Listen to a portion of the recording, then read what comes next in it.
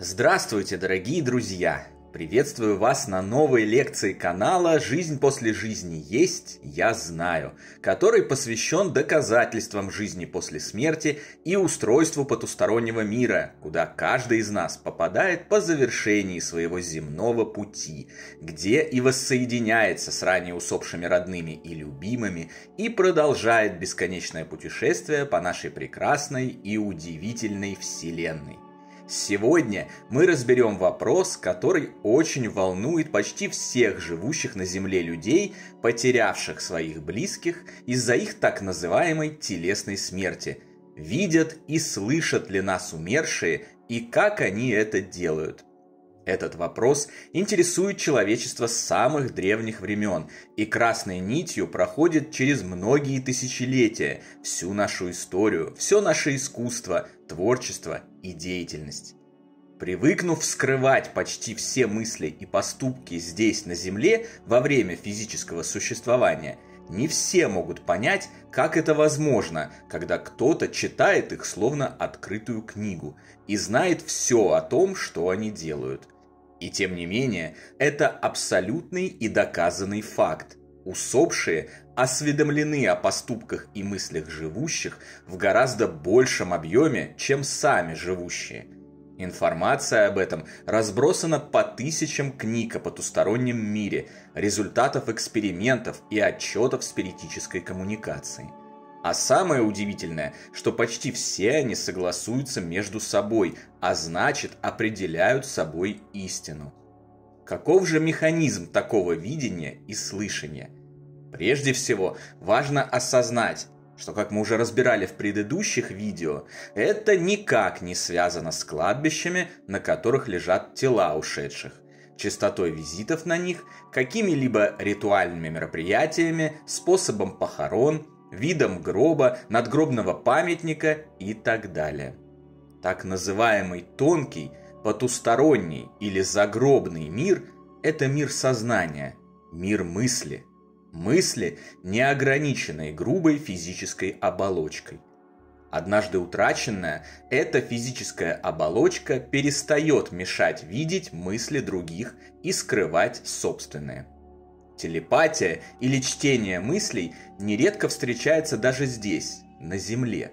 Влюбленные особенно хорошо знакомы с этим феноменом и порой даже не замечают его действия, когда заканчивают друг за друга фразы и знают, о чем думают их половинки еще до того, как они озвучивают свои мысли. А ведь это именно оно и есть. Сегодня этот феномен, который длительное время отрицали ученые и скептики, уже доказан и подтвержден в лабораторных условиях. Вы и сами можете легко проверить его на простом эксперименте. Если сейчас вы выберете кого-нибудь из своих близких, сядете напротив друг друга и будете пытаться угадывать одно из двух чисел, которые тот станет загадывать, процент ваших угадываний всегда будет выше обычных 50%, которые дает теория вероятности для любого случайного события в нашем мире. И тем выше будут ваши угадывания чисел, чем ближе и роднее вам загадывающий их человек.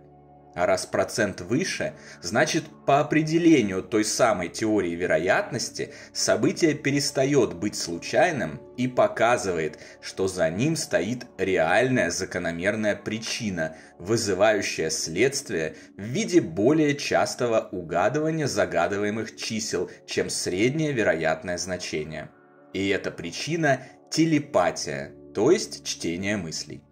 Поэтому для усопших, сбросивших с себя ограничивающие их и их психические способности тела, тем более не составляет никакого труда прочитать мысли живущих, увидеть и услышать их, знать все об их жизни, делах и поступках. И для этого им вовсе не нужно физически находиться рядом 24 часа в сутки, 365 дней в году. Некоторые представляют такое присутствие, как будто бесплотный дух все время висит где-то над плечом живущего и наблюдает за ним и его делишками своими призрачными глазами. Это, конечно, не так. Развоплощенные, выражаясь простым языком, как бы подключаются своим сознанием к сознанию живущего, если между ними есть определенные каналы связи, которые, как мы уже неоднократно указывали, в основном определяются силой, интенсивностью, искренностью и взаимностью любви между ними. Однако здесь, в трехмерном мире, довольно трудно вообразить трехмерным же мозгом возможности мира с большим количеством измерений, которые позволяют духу быть сразу во многих местах одновременно и наблюдать за чем-либо без помощи земных органов чувств. Но это и не значит, что абсолютно все духи того света читают ваши мысли, осведомлены о том, что вы делаете, какие скелеты в шкафу прячете и какие запрещенные вкусняшки поедаете в ночи, дорвавшись до холодильника. В этом смысле привязанности, чувства и эмоции также играют в мире духовном определяющие роли. Именно так и формируется ближний круг духов, которые будут интересоваться жизнью воплощенных, знать о ней все и определенным образом влиять на нее. Кто-то из ушедших на тот свет просто наблюдает за нами и радостно ожидает грядущего воссоединения, особо не вмешиваясь в наши дела и события. Кто-то становится своеобразным ангелом-хранителем и активно помогает живущему в делах и заботах, спасает его от различных передряг, предостерегает от ошибочных поступков и неверного выбора в той или иной ситуации.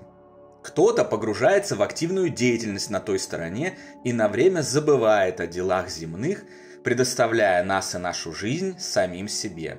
И в этом нет ничего плохого, поскольку обитателям того света уже прекрасно известно, что сами они не умерли, а их воплощенные друзья и любимые никуда не делись и не денутся. Они всего лишь продолжают важную работу во временной земной командировке, которая вскоре завершится, и все снова будут вместе. Иногда самостоятельность – это вообще лучший и даже желательный выбор.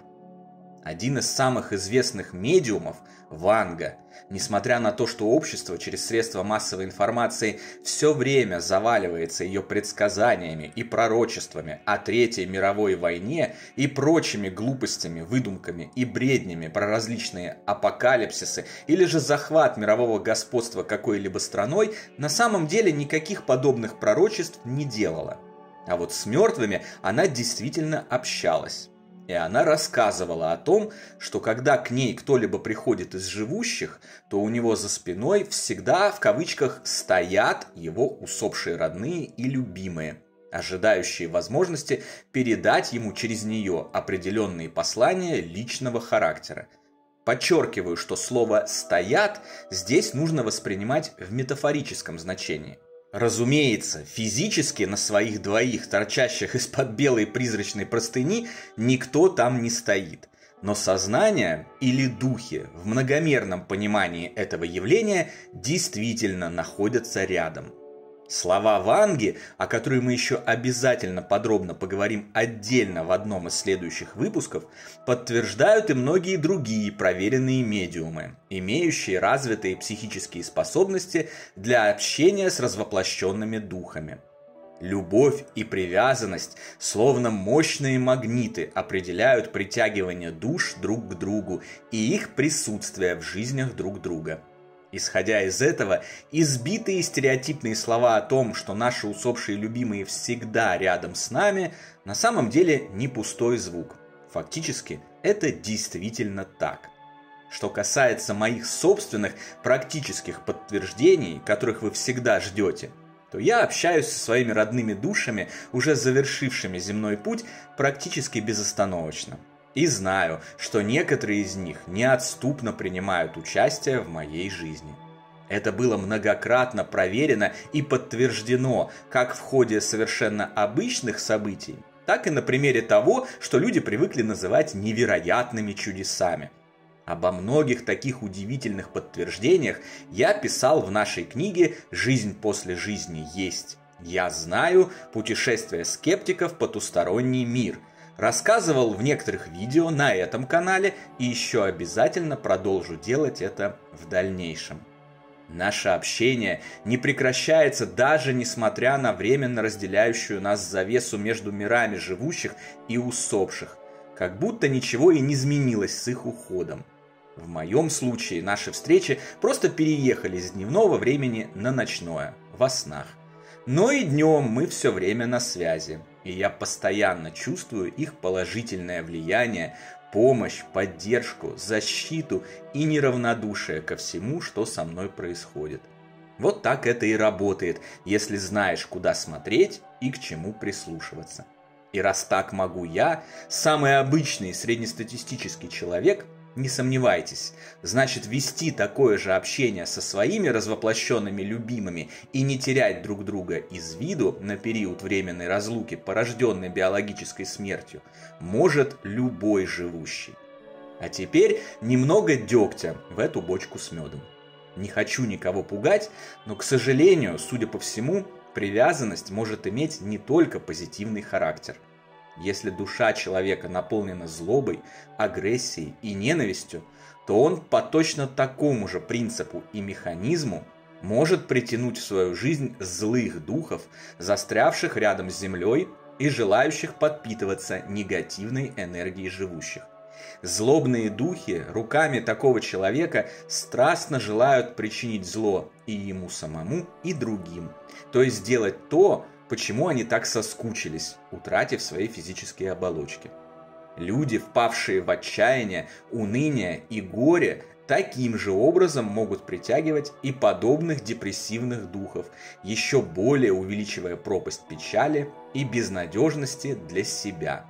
Вот почему так важно еще при жизни в материальном мире наполнять свою душу позитивом, светом, любовью и добром, окружать себя такой же энергией других людей. В этом случае к вам будут притягиваться только подобные же светлые, позитивные и наполненные любовью духи, родные, любимые и близкие, а духовные наставники, ангелы-хранители и сам Господь Бог смогут помогать вам с гораздо большей эффективностью. В нашей жизни все определяем только мы сами. Никто и никогда нас не судит, не наказывает, не отправляет в ад или в рай. Мы в полной мере ответственны за свою жизнь, за все события, которые в ней происходят, за нашу реакцию на них, за наш выбор и его последствия. А нашу внешнюю реальность всегда и во всех случаях создает, определяет и наполняет реальность внутренняя. Это основополагающий закон Вселенной. Такой простой и понятный, но почему-то многим все еще не очевидный. Люди, например, любят считать чужие деньги и оправдывать их наличие в карманах другим законом. Деньги идут к деньгам и своим изначальным невыгодным финансовым положением, наитивно чувствуя действие этого закона. Так почему же, когда дело касается любви, добра и счастья, они не мыслят так же? А ведь деньги – это всего лишь ничего не значащие материальные безделушки. И если даже они подчиняются так называемому закону притяжения, значит истинно важные духовные ценности подчиняются ему особенно. Любовь к любви, добро к добру, счастье к счастью. Открывайтесь любви, добру, счастью, прощению, добрым духом своих родных, любимых и близких. Позвольте им быть в вашей жизни, наблюдать за ней, положительно влиять на нее, и очень скоро вы увидите, насколько легко быть радостными и счастливыми даже в нашем непростом, тяжелом и суровом материальном мире. На сегодня это все, дорогие друзья. На следующей лекции я подробно расскажу вам о силе молитвы. Мы узнаем, помогает ли она нашим усопшим родным и любимым, как обычно разберем механизм и поймем, есть ли смысл молиться за них и как это делать. А пока до новой встречи на нашем канале. Всего вам самого лучшего, волшебного и замечательного.